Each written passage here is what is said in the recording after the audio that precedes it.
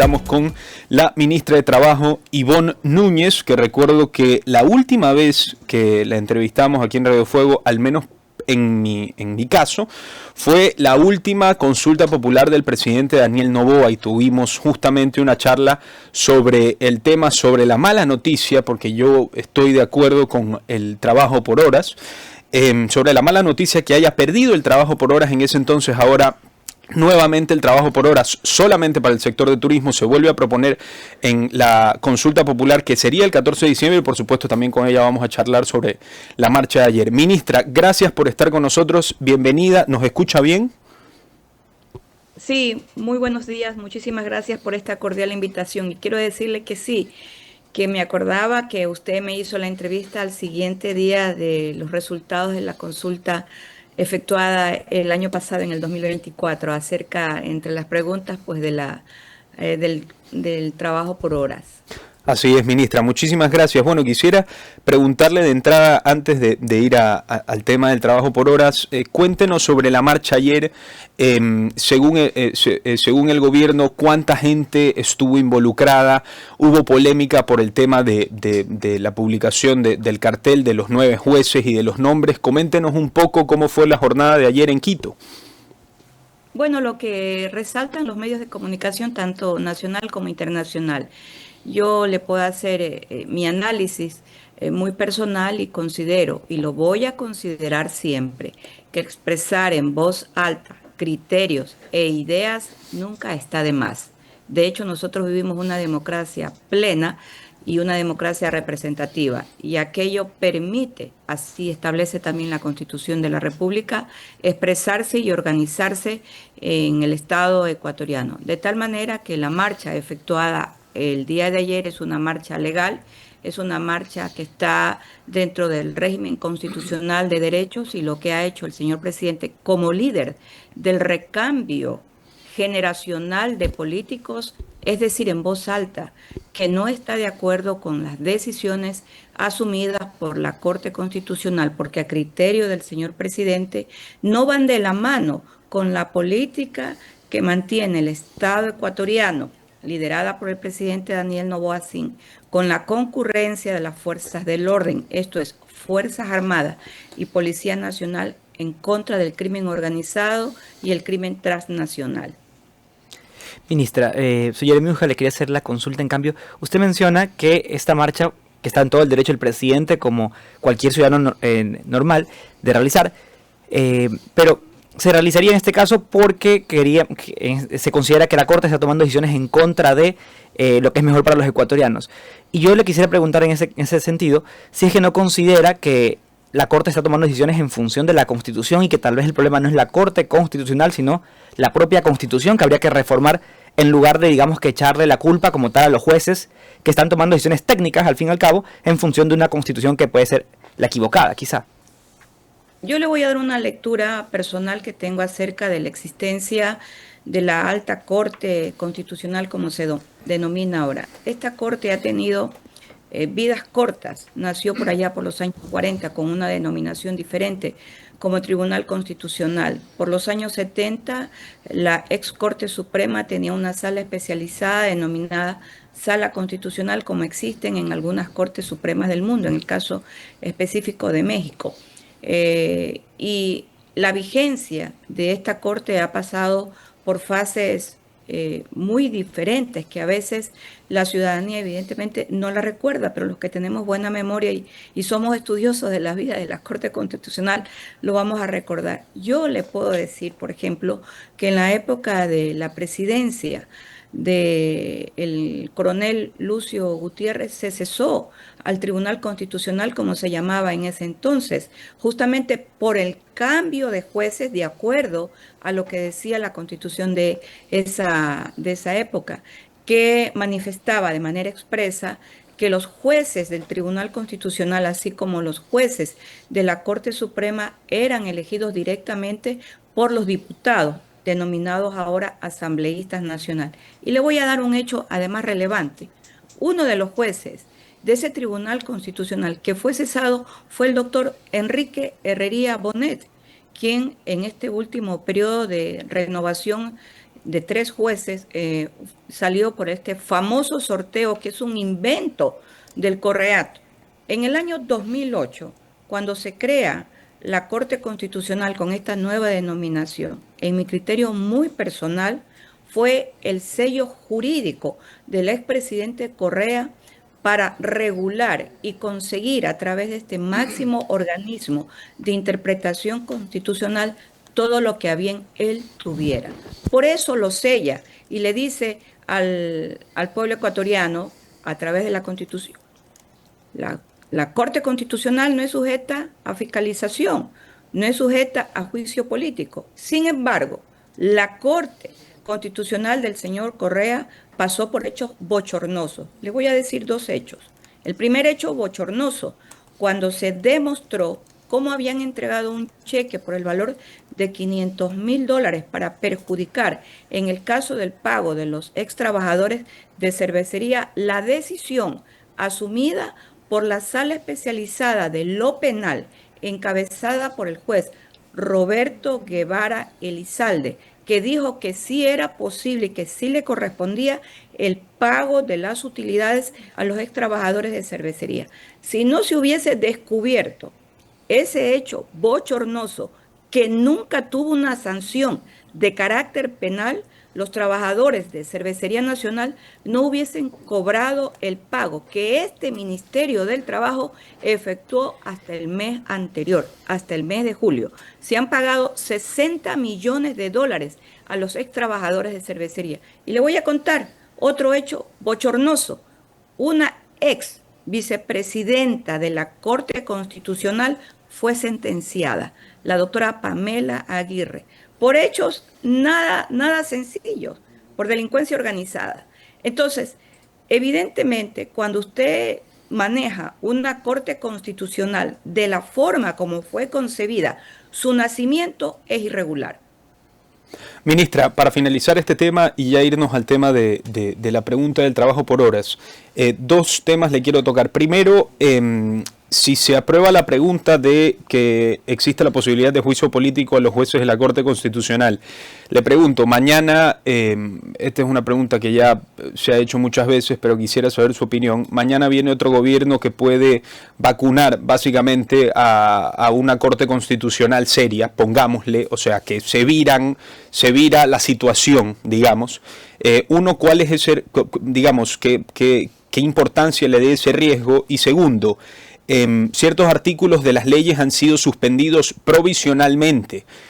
Si se aprueban, finalmente la iniciativa continuará independientemente de que la Corte Constitucional rectifique y ponga a disposición de los ecuatorianos las leyes, los artículos que ha suspendido momentáneamente. Su pregunta es muy válida y lo felicito. Le voy a decir por qué. Yo sí pienso que la Corte Constitucional puede enmendar lo que acaba de efectuar con el trámite de admisión acerca de la calificación de la inconstitucionalidad de 30 artículos de esta ley, que es la famosa ley cuestionada, presentada por el presidente inicialmente, aprobada por el legislativo. La Corte puede enmendar en razón de que puede emitir una sentencia aditiva.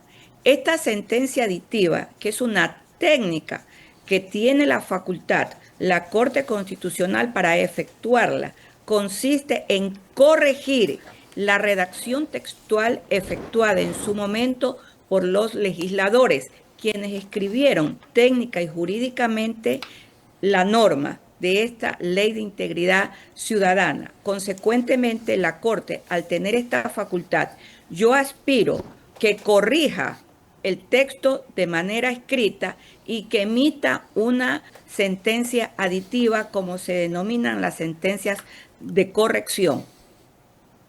Ok, ministra, para finalizar, el riesgo, lo que le pregunté al principio, ¿no le preocupa? ¿La tiene sin cuidado?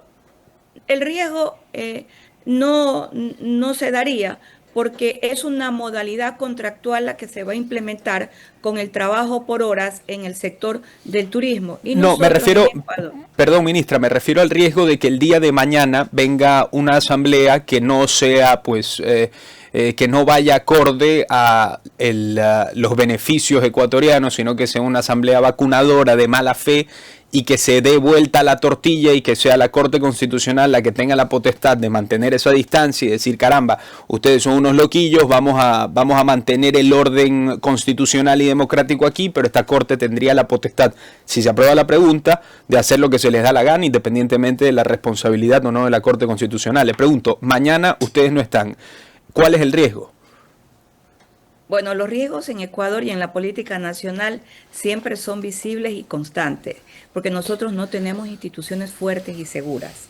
La institución más fuerte que debería tener el Estado ecuatoriano es la institución de la función judicial. Y hoy vemos una función judicial que está permeada por el crimen organizado, con las excepciones del caso. Muchos jueces, fiscales, están sentenciados, han admitido la culpa. Creo que todos debemos buscar el propósito de reconstruir un Estado ecuatoriano cuyas instituciones sean fuertes y sobre todo las instituciones de los ordenamientos jurídicos. En el año 2014 se emitió el Código Orgánico Integral Penal, que derogó el Código Penal, que duró muchísimos años en Ecuador, al igual que el Código de Procedimiento Penal. ¿Sabe cuántas reformas ha tenido este Código Orgánico Integral Penal? Más de 6 reformas. El Código Orgánico General de Proceso, emitido, publicado en el año 2016, ya lleva más de 4 reformas. La elaboración de las leyes en Ecuador, sobre todo en la época del Correato, sirvió para fines nada sanos, fines insanos. El Código Orgánico Integral Penal, la mayoría de los delitos son delitos imprescriptibles, sobre todo estos delitos conocidos como delitos de bagatela. Creo que nosotros estamos viviendo un proceso de reconstrucción. Por eso considero que las instituciones en Ecuador deben ser instituciones sólidas, fuertes e integradas por conocedores. Ministra, ahora tocando el tema de la consulta popular, la primera pregunta sería, ¿qué es lo que usted considera que sería diferente con la pregunta del trabajo por hora en esta ocasión respecto a las que se preguntó anteriormente? Porque la gente ya respondió en contra. ¿Por qué pensaría que esta vez va a funcionar la pregunta? Porque esta es una modalidad contractual específica. La pregunta anterior iba a la enmienda del artículo de la Constitución de la República que establece al trabajo por hora general como trabajo precario. Sin embargo, quiero decirle que este artículo de la Constitución de la República, a reglón seguido, señala también otro concepto de precariedad en el concepto de la tercerización. Y nosotros tenemos en Ecuador la tercerización que fue creada con un mandato constituyente. Tenemos tercerización en el sector público y privado, en el área de la limpieza, en el área de la seguridad y en el área de mensajería. Entonces, este artículo es un artículo muy contradictorio. Yo he sostenido que hay que quitar la tercerización en el área de la limpieza en el sector público, en razón de que a mí me ha tocado comparecer a la Comisión Legislativa, Laboral y Social, y los reclamos más recurrentes allí es que no les pagan a tiempo las remuneraciones a quienes son contratados a través de las tercerizadoras. Esta modalidad que está planteada en la consulta popular por parte de nuestro presidente Daniel Noboa Sin está enfocada a un área específica que es el área del turismo. Por esto es una modalidad contractual específica para el área de turismo, siempre y cuando sea por primera ocasión, gozando de todos los derechos laborales que gozan los trabajadores en Ecuador, iniciando por la afiliación al Seguro Social, el pago del 13º y 14º, que Ecuador es el único país en el mundo donde se paga el 13º y 14º. Yo le llamo los derechos ecuatorianísimos. Evidentemente también el pago de vacaciones.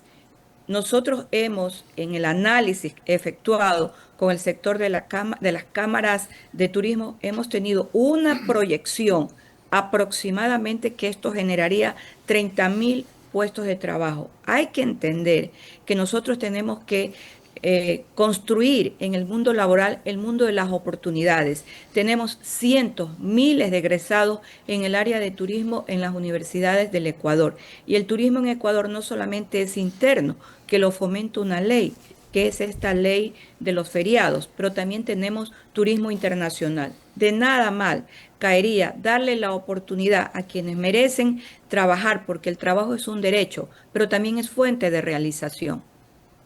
Ministra, para finalizar y agradecerle, lamentablemente, en la última consulta popular, la pregunta por horas, como dijimos previamente, no resultó.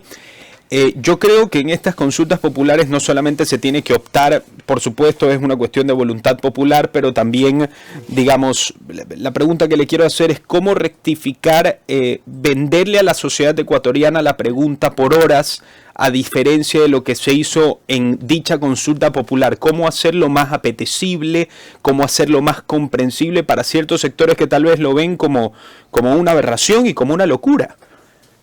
Bueno, yo no soy la estratega en publicidad. Tengo mis estrategias, pero de otro nivel. Bueno, pero de sus ideas, ministra, de repente puede ahí ayudar al departamento de estrategia de marketing. Yo las he dado y creo que soy una de las ministras que más habla. Y siempre digo, permítame decirlo en voz alta porque no quiero que mi idea se quede en silencio. Y lo hago. Mire, creo que hay una gran ventaja y esta puede ser una gran estrategia que se puede utilizar. Tenemos más tiempo. Entonces, hemos iniciado ahora en agosto, para el mes de diciembre queda bastante tiempo, donde se puede fomentar por qué las 7 preguntas formuladas en esta consulta popular son necesarias. ¿Por qué el tema de la seguridad? ¿Por qué el tema del trabajo por horas? ¿Y por qué otros factores importantes que se preguntan allí, como la extinción de una institución que fue creada también en la época del Correato? Me refiero al Consejo de Participación Ciudadana y Control Social, que también ha tenido situaciones muy bochornosas, porque es la única palabra en la que yo puedo encasillar los problemas que ha vivido el Consejo de Participación. El actual presidente, el doctor Fantoni, está en una línea diferente de entregarle al Consejo de Participación las funciones para las cuales fue creada. Sin embargo, pienso que el factor tiempo va a ayudar mucho al presidente Daniel Noboa Sin en una estrategia que va a estar muy bien definida y encaminada a propiciar por qué debemos votar 7 veces sí en esta consulta popular. Ivonne Núñez, ministra de Trabajo, estuvo con nosotros aquí en Radio Fuego 106.5. Ministra, muchísimas gracias por estar con nosotros y esperamos y la comprometemos aquí ya entre nos que después de la consulta popular ya se convierte en una costumbre. Esperemos ya con el sí en la pregunta de trabajo con horas, viene acá y lo comentamos. ¿Qué le parece? Voy presencialmente para poderle estrechar la mano a usted y al joven que el día de hoy los acompaña, porque creo que también ustedes trabajan por horas. Sí. Ministra, muchísimas gracias. Le mandamos un gran saludo. Ivonne Núñez estuvo con nosotros aquí en Radio Fuego 106.5. Gracias, ministra.